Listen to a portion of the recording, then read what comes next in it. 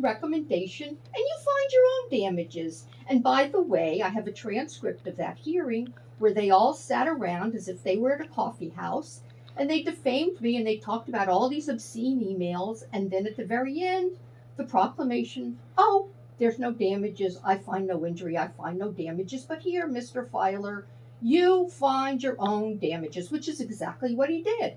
So the filer went back to his desk and he prepared this filer report and recommendation saying, you know what, I want to be awarded $1 million, whatever it was that he filed.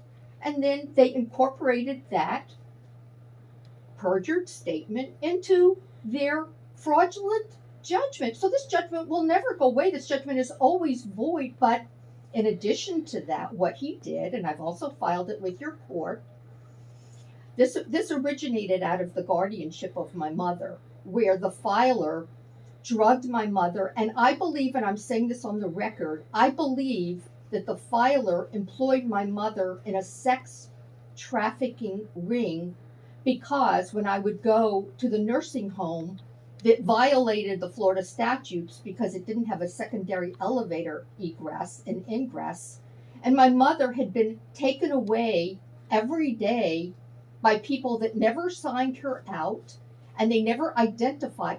I mean, what I am telling you now is a horror story, and you should be so outraged that you should demand a criminal investigation. So what he did, he filed petitions in my mother's case where I believe that he was sex trafficking her, and he took money from my mother in a separate independent case where my mother had no knowledge whatsoever that he had sued her daughter in a fake lawsuit, and he stole money. And I filed those petitions in your court where he stole my mother's money, a vulnerable adult, so that he could pursue his fake, false, fraudulent claim in his court. And this is irrefutable. These facts have never been disputed by anyone. Never. They've never been disputed by the filer. They've never been disputed by anyone here. They've never been disputed because they're irrevocable. They're irrefutable because the Secretary of State records shows that there was no such company. So I am appalled that all of you people who are officers of the court are listening to this tale of sex trafficking, financial fraud, embezzlement of an elderly adult, theft by proclaiming a claim from a company that doesn't exist, and you're just sitting there thinking, oh, no big deal, this is just business as usual. Well, this is not business as usual. You are required, and you took an oath of office, which I do not have a copy of, but I am assuming that you took an oath of office, that you're supposed to report these criminal activities. But instead of reporting these criminal activities, you are conspiring in the criminal activity. So no matter what takes place going forward, no matter what he signs, no matter what you sign, you can't do it because it's all a product of fraud. And you have no jurisdiction. I can't give you jurisdiction over something that you don't have. I can't give you jurisdiction. You have no jurisdiction. And you should have known going in, you should have said to me, because you knew the background of this, Miss Stone, I have no jurisdiction because of the two Supreme Court cases, these cases being Stern v. Marshall, which says that a bankruptcy judge, as a non-Article III judge, has no jurisdiction over a fraudulent claim. And the reason you have no jurisdiction over a fraudulent claim is because you have no jurisdiction to set it aside, as what was done in the leading Supreme Court case of Hazel Atlas Glass versus Hartford Empire, where the fraud, because when you're in a RICO, the fraud is not very easy to discover. So the fraud was discovered much later, and the Supreme Court ordered it back to the lower court and ordered them to set aside a fraudulent judgment. So nothing anybody can say or do or pretend that you have orders has any validity, and it's all void because it's a fraudulent, irrefutable, a non-disputable, nobody's ever disputed it, fraudulent judgment where the claimer, you should be enraged that the claimer came into your court and he used your court and he tainted you and he tainted all of your people to collude in his scheme to defraud. You should be outraged. How could he possibly come in here and tell me and sign something saying that he's got a claim when he engaged in a RICO proceeding, and nothing can change that. Nothing can change it. The courts are not to be used as a racketeering enterprise. So what you should be doing at this point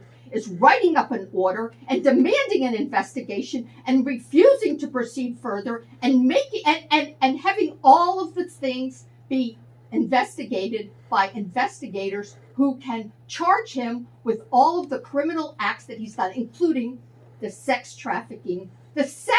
trafficking of my mother, who was under the control of people that were using and abusing her.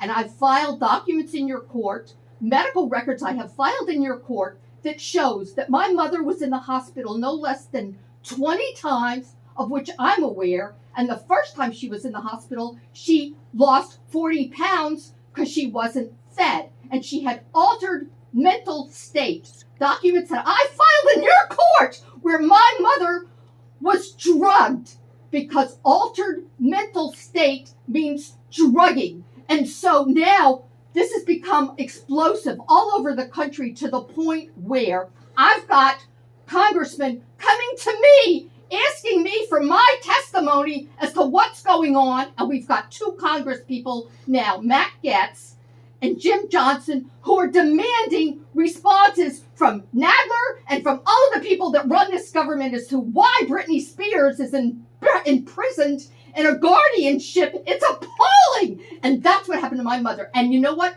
Britney Spears is not representative of my mother, because my mother was tortured and terrorized by this criminal that's run a criminal racket in your court that I have told you about repeatedly and repeatedly and repeatedly. And my mother was abused, and I have filed pictures where she's got bruises and wounds, and they have looked at her and they have said that she's got suspicious falls and fractures. So the first time that she was admitted to the hospital after this predator pedophile who wants to be raped by prisoners in prison, it's unbelievable. So my mother, the medical reports that I filed with this court shows that my mother had malnutrition, dehydration, suspicious falls and fractures, wounds.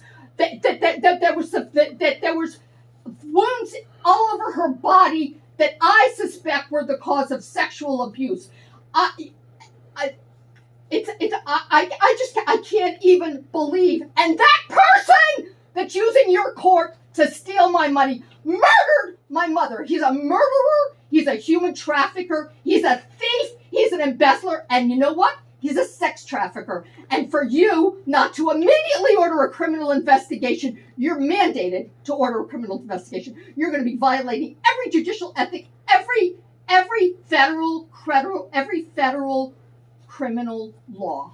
So there's nothing anybody can say to make this pretend hearing be anything other than what it is: a conspiracy with the filer of a fraudulent claim who's violated my mother, and I am lived tortured every day. I do not get 1 second of rest thinking about my mother being in the hands of a criminal, and there was nothing that she could do. And so people came into that nursing home, and she put on her clothes and she says, "I demand to get out of there." And then you know what happened to her? She got drugged and she got put back in the bed. And then when I finally got the chance to see her, and I called the police to protect me so that I could go see my mother, who was being held captive by this pervert predator who wants to be sodomized by prisoners, my mother was so drugged up that my mother couldn't even speak. She couldn't even get the words out of her mouth. And I'm watching her being slowly murdered by this criminal. And how dare you do this? How dare you do this? This is your responsibility. So you call Matt Gaetz, and you call Jim Johnson, and you call Gerald Nadler, and you demand an investigation, because I've got a congressional aide now that is requiring my testimony, and he's got my testimony, and he's investigating this, and that man belongs in federal prison for the rest of his life. And it is just beyond that this thing has been going on, and I am being tortured and terrorized and appearing in these courts when you have no jurisdiction. And how could you not be appalled? If you have a family, anybody that has a family, Britney Spears, Peter Falk, all these high-profile celebrities got captured in this thing, and what? They were not tortured and terrorized because I don't care. You guys can go at it all day long. You can beat each other up. I don't care. Don't go after my mother, and don't go after me. You officers of the court, I don't care. You can go beat each other up in these play school courts that you have where nobody follows the law. But don't go after my mother, and don't you protect a criminal who murdered my mother and human trafficked her and sexual trafficked her. Do not protect this asshole. You have a responsibility. So what you should be doing right now, you write up your order and you say, I demand a criminal investigation of this predator. And you've got all of the supporting documents. That's the only jurisdiction that you have.